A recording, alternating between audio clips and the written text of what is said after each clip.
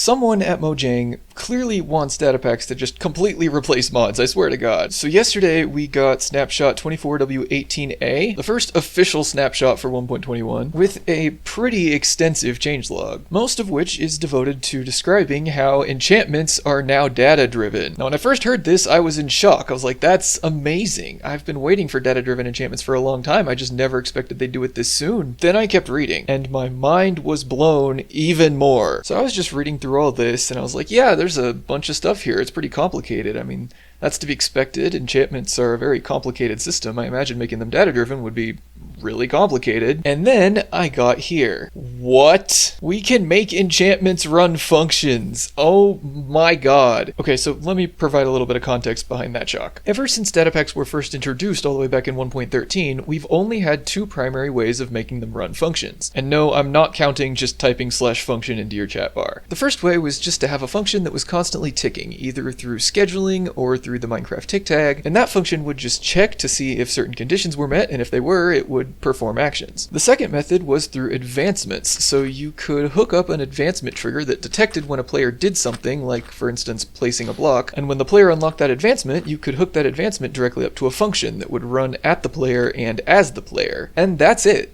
Up until this point, all other functions and Datapacks had to stem from one of those two processes. But in this snapshot, that all changed. Now you may be looking at this changelog and wondering how in the heck can an enchantment run a function? And the answer is, it's complicated. Now one of these days I definitely do want to make a full tutorial video on how to implement custom enchantments, how all their mechanics work, and yada yada yada, but I don't really want to do that right now because they are not set in stone yet. I mean, this is only the first snapshot where they've appeared, so I know there's going to be a lot of changes. Probably once 1.21 comes out, I will definitely be making that video. But for now, I kind of want to just go over the general conceptual idea of how these enchantments actually function. Now the surprising thing is that enchantments follow a trigger system in a very similar manner to the way advancements do. I've gone ahead and made a couple enchantments, so I'll show you one of them and kind of give you a rundown of how it works. If I grab a bow, I can enchant it with this new enchantment I made called Laser Shot. Now what this enchantment does is whenever I fire an arrow, the arrow doesn't obey gravity. So this allows me to shoot incredibly accurately from a very long distance. Like I can shoot the top of the treehouse, and if I come up to it, I can see the arrow landed exactly where my cursor was. Now this was possible before, and in fact I have made bows like this before, but they required ticking commands. This is just an enchantment and nothing else. The mechanisms were literally provided by the internal logic of the enchantment. And before you blast me in the comments, yes, I know it is possible to do this with a crossbow that doesn't require ticking commands because crossbows have their own advancement trigger, but if you wanted to do it with a bow specifically, then yes, it did require ticks before. Now here is the interior of that advancement, and as you can see, it's not even that long of a file. Now the key to the logic of this advancement is this object called effects. Each field inside this effects object is called an effect component. So this Minecraft projectile spawned is an effect component. Now these components are kind of like the enchantment analog of advancement triggers. To expand on my example from earlier, there's an advancement trigger called placed block, which basically just triggers whenever the player places a block. And any advancement that references that trigger then runs its checks to see if the player should get the advancement. Now the cool thing is that those enchantment effect components function in basically the same way, except for when they don't, but again, that's gonna come in a later video. This particular one does. This Minecraft projectile spawned is basically a trigger. It just activates whenever I create a projectile. Now because this enchantment is meant to go on bows, me creating a projectile basically just means I shot an arrow. Now the projectile spawned trigger specifies that you can run an effect on the projectile that you spawned. So whenever I run this function right here, the @s in the function will be the arrow, not me. And yeah, what I chose to do was run a function called setLaserArrow. And here's that function. It's really simple. It just takes the arrow and gives it no gravity, and also makes it so you can't pick it up if you are in survival mode, because I was trying to make this a little bit balanced, although it's definitely not balanced. But yeah, the no gravity is the important part here. Now another cool thing about these custom enchantments is that it's very easy to apply them only to the correct item. So if I was going to do this no gravity arrow thing with ticking commands, I would have to detect, first of all, when I shot a bow, but then I would also have to detect if that bow had the correct custom data on it. So if I shot just a normal bow, that effect would not occur. With these custom enchantments, that logic already comes built in. This bow just has that enchantment, and that enchantment provides the logic. So yeah, in my opinion, This is the next big data pack revolution. We could make all sorts of custom items by giving them enchantments that have certain logic on them, and then, because of the last data pack revolution that happened less than a month ago, which was item components, we can very easily hide those enchantments and also even hide the glint that's on the item. So you could just make a completely custom item that has hidden enchantments on it that gives it custom behavior. This is amazing. It's what Datapack developers have been dreaming of, practically. But the coolness does not quite stop there. I've gone ahead and made a couple more enchantments. The first one is for a netherite pickaxe. If I enchant it with this enchantment called Bedrock Reaction, that makes this pickaxe incredibly reactive to bedrock. So if I just come up and punch the bedrock, it will explode, and the bedrock will be broken, and also this pickaxe will lose 30 durability. By the way, if you've watched my videos before and you've been wondering why I have this giant bedrock and barrier platform here, this is why. Explosions. Don't particularly like tearing up my world. Although in this case there does seem to be a weird bug where the explosion actually doesn't do any damage to me.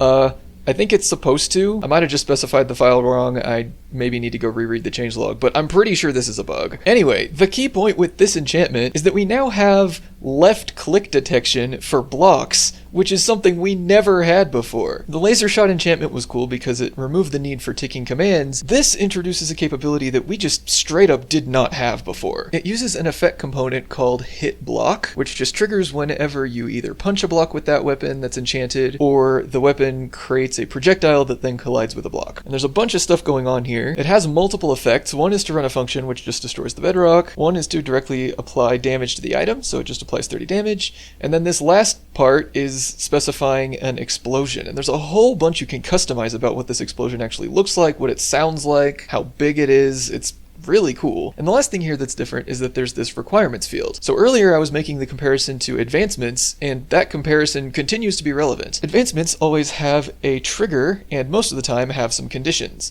So they respond to the trigger, then they analyze their conditions to see if the check should pass. Enchantments do the same thing. They respond to this trigger, and then every effect inside this trigger is checked using this requirements field to see if it should pass. In this case, the requirement is only that the block I punched was bedrock. This basically just makes sure that if I try to mine any other block with this pickaxe, it'll behave, like a normal pickaxe. So yeah, left click detection, that's pretty cool. It doesn't work in creative mode. If I punch bedrock, it just breaks. But, baby steps. I say this is a huge win. Now, there's also one last enchantment I made, and I kind of just did it for fun, specifically for netherite swords, /enchant thunder aspect. I'm sure you can kind of guess what this does. Oh, but you can already see the first effect. Inside the thunder aspect file, you can see that one of the triggers is actually just tick, which is something else I wanted to talk about. One of my greatest quests when it comes to Datapack developing has always been to reduce ticks as much as possible. As I talked about in the last video, you can reduce ticks via advancements by granting the ticking advancement onto the player to completely stop the ticking. With ticking commands in a Datapack, it's hard. You can stop the schedule. With things like detecting carrot on a stick, you're forced to just have a ticking command that is constantly running 20 times a second. However, I actually really like the tick trigger for advancements, because as soon as I stop holding the item, the ticks just go away. I mean, there's nothing telling the game to tick because I'm not holding the enchanted item. But as soon as I start holding it, it starts spawning those particles 20 times a second. I think that's pretty cool. But okay, this advancement's called Thunder Aspect. I think you want to see some thunder.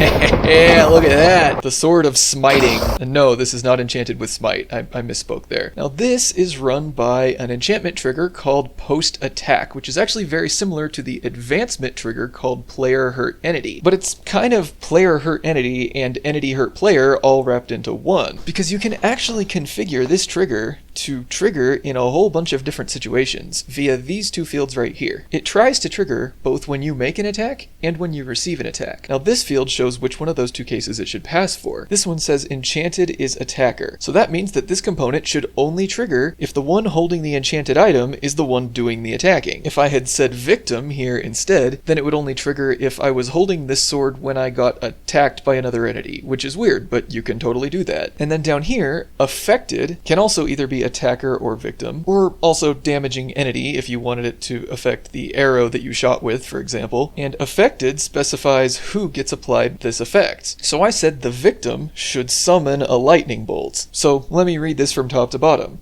When I, as the attacker, am holding the enchanted item, and I make an attack, then the entity that got attacked should summon a lightning bolt at their location. And yeah, I think that's exactly what you just saw. I also added this damage immunity tag, which is not a trigger. Again, I'll talk about that in another video, but it's basically saying that as long as I'm holding this sword, I'm completely immune to lightning, so that I don't constantly hurt myself by summoning lightning.